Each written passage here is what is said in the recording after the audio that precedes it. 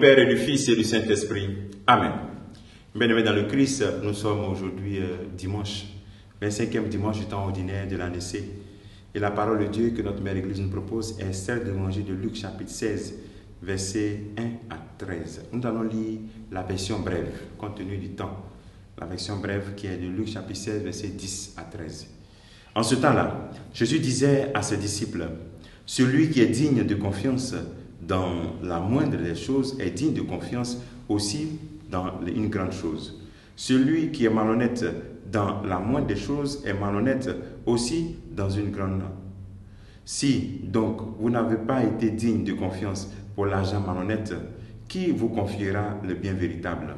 Et si pour ce qui est à autrui, vous n'avez pas été digne de confiance, ce qui vous revient, qui vous le donnera? Aucun domestique ne peut servir deux maîtres. Ou bien il haïra l'un et aimera l'autre, ou bien il s'attachera à l'un et méprisera l'autre. Vous ne pouvez pas servir à la fois Dieu et l'argent. Acclamons la parole de Dieu. Louange à toi, Seigneur Jésus.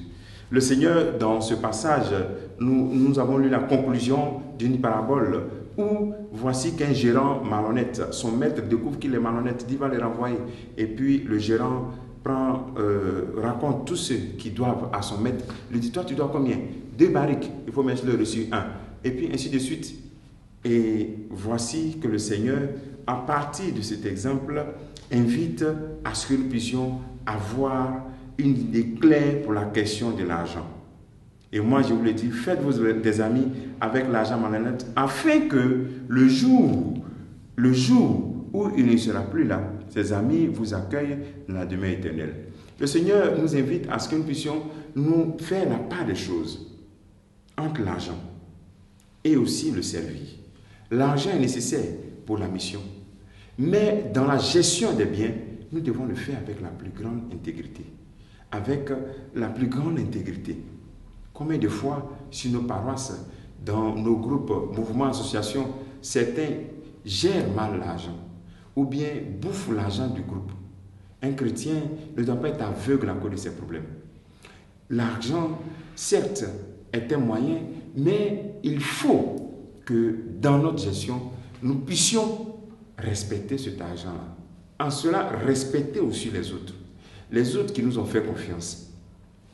Lorsque le Seigneur fait l'éloge un peu de ce gérant malhonnête-là, c'est tout simplement que le Seigneur voudrait que nous ayons une réaction rapide pour avoir des amis. L'argent n'est qu'un moyen pour atteindre une fin, mais l'argent n'est pas une finalité en soi.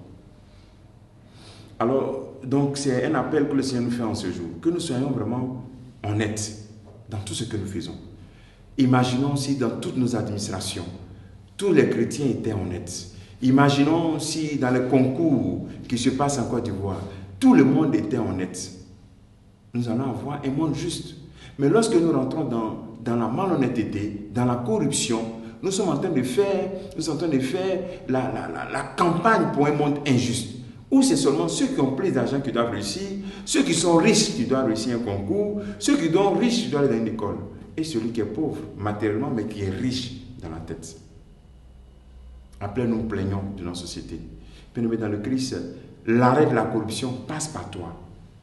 L'intégrité dans ton travail, c'est toi qui dois commencer. Je t'invite en ce dimanche à te poser vraiment cette question. Est-ce que vraiment tu gères les biens avec honnêteté? Est-ce que dans ta vie spirituelle, tu fais tout pour être digne et honnête?